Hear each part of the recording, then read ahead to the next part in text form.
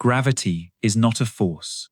That sentence would have sounded like nonsense a few years ago, and it may turn out to be the most important thing physics has learned about gravity in a century. Every second of your life, something has held you to the ground, steady and certain. The first rule any of us ever learns.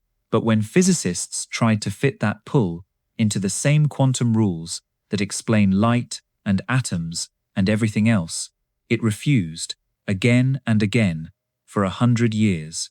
And a new paper suggests the reason is far stranger than anyone wanted to believe. Gravity may not be a basic ingredient of reality at all. It may be something the universe does while keeping track of information it never shows you, the same way the warmth of a room is really just the motion of molecules you cannot see. The floor you have trusted your whole life may be a surface stretched over something deeper. Get comfortable and settle in. Hit subscribe if you're new here, because by the end of this, the weight of your own body is going to feel like a message from a layer of reality you have never seen. Now, let's slowly ease into this.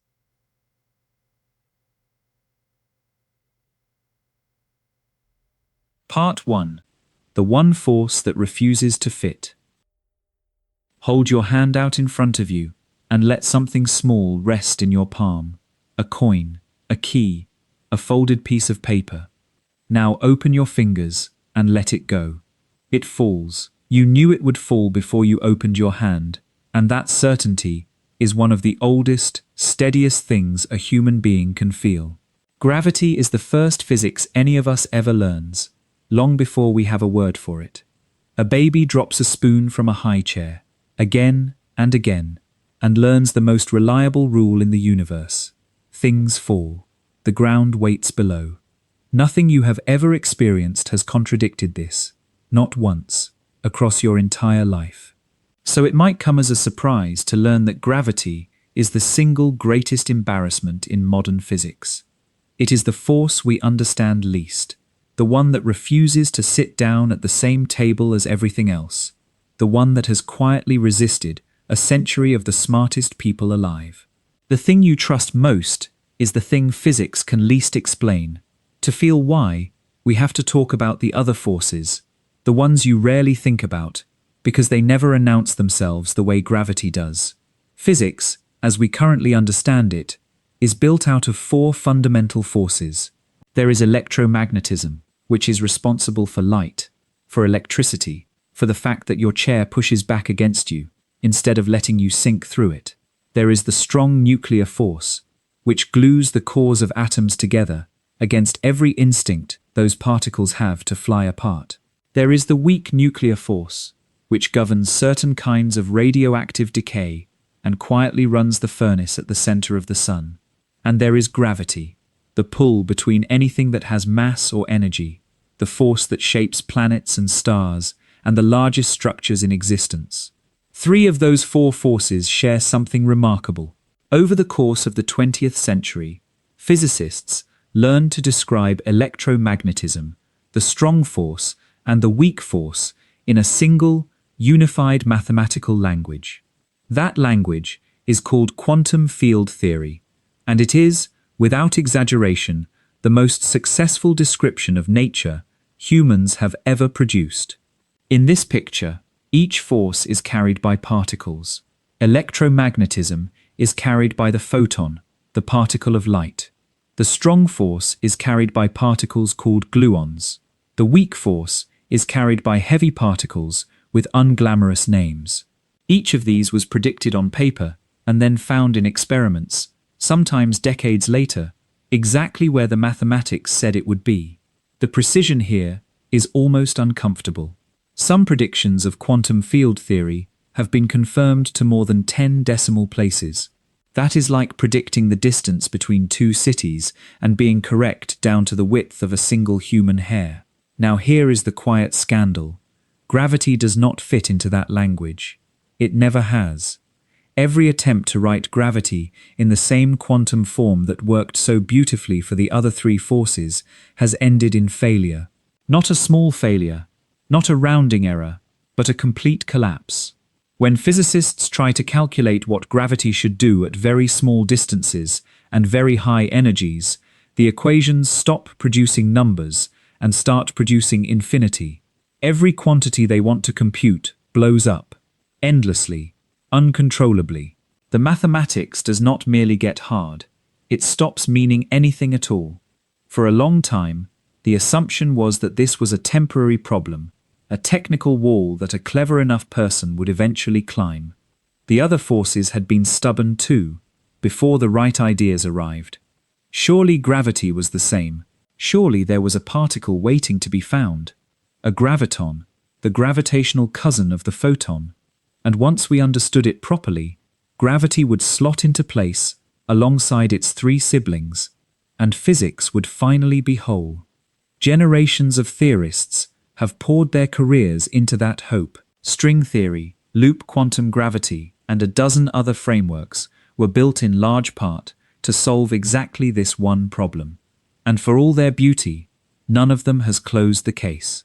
Gravity is still standing apart, still refusing, still the exception.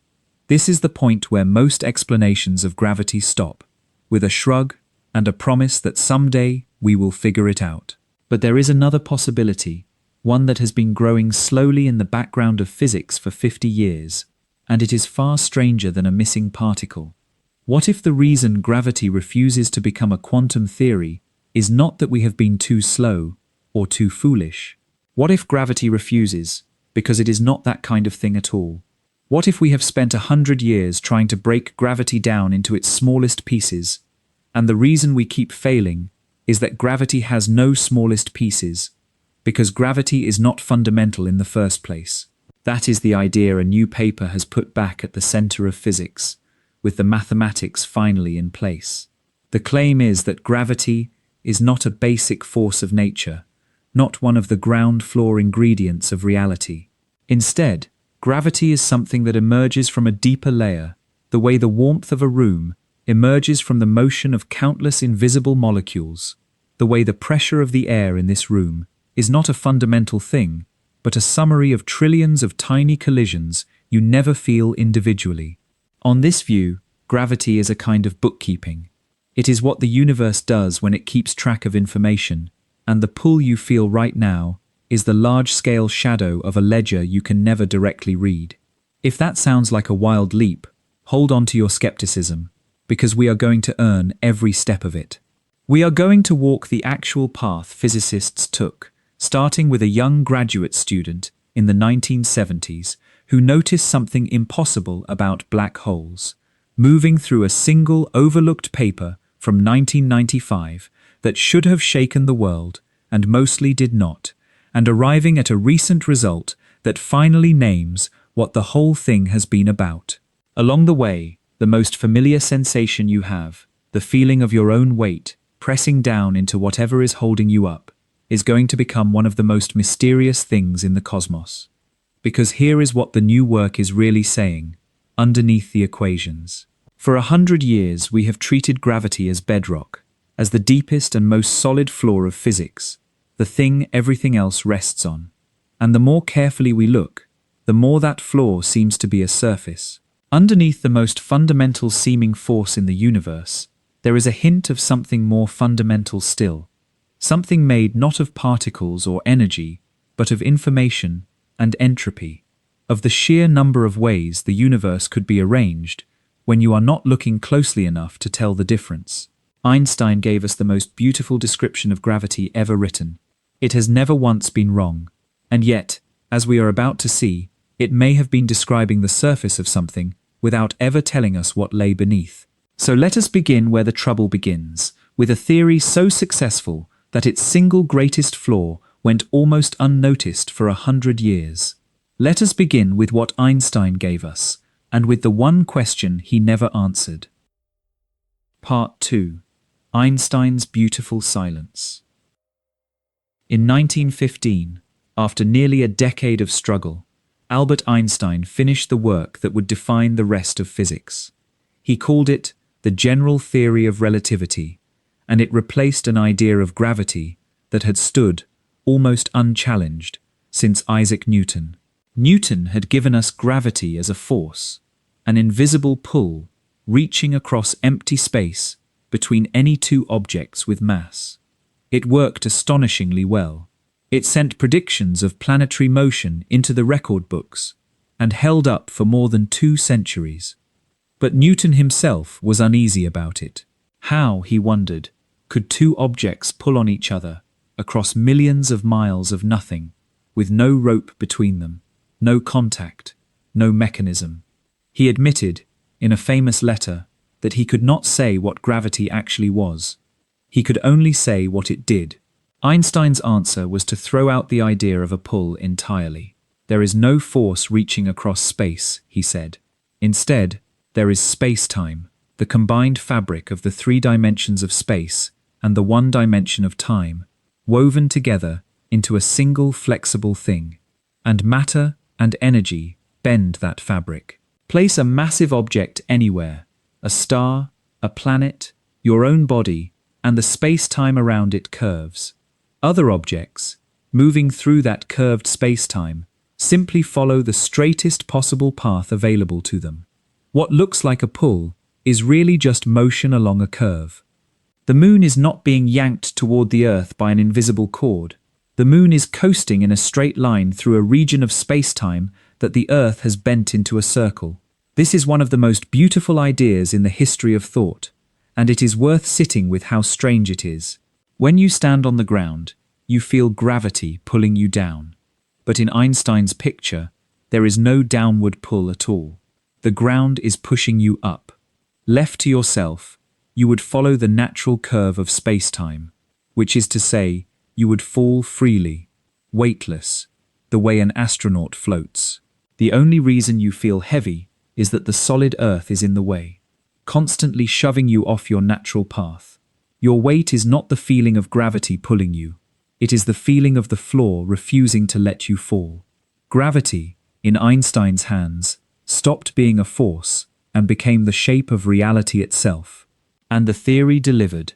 In 1919, astronomers watched starlight bend as it passed the sun during a total eclipse, curving by exactly the amount Einstein's equations predicted, and he became world famous overnight. The theory explained a wobble in the orbit of Mercury that had baffled astronomers for decades. It predicted that time itself runs slower deeper in a gravitational well, a prediction so precise that the satellites in the global positioning system in your phone have to correct for it constantly. If they did not, your navigation would drift by kilometers within a day.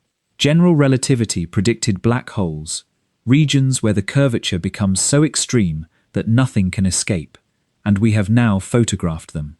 It predicted gravitational waves, ripples in space-time itself, spreading out from violent cosmic collisions, and in 2015, exactly 100 years after the theory was published, we detected them directly, feeling a wave from 2 black holes that merged more than 1 billion years ago, stretch and squeeze our instruments by less than the width of a proton.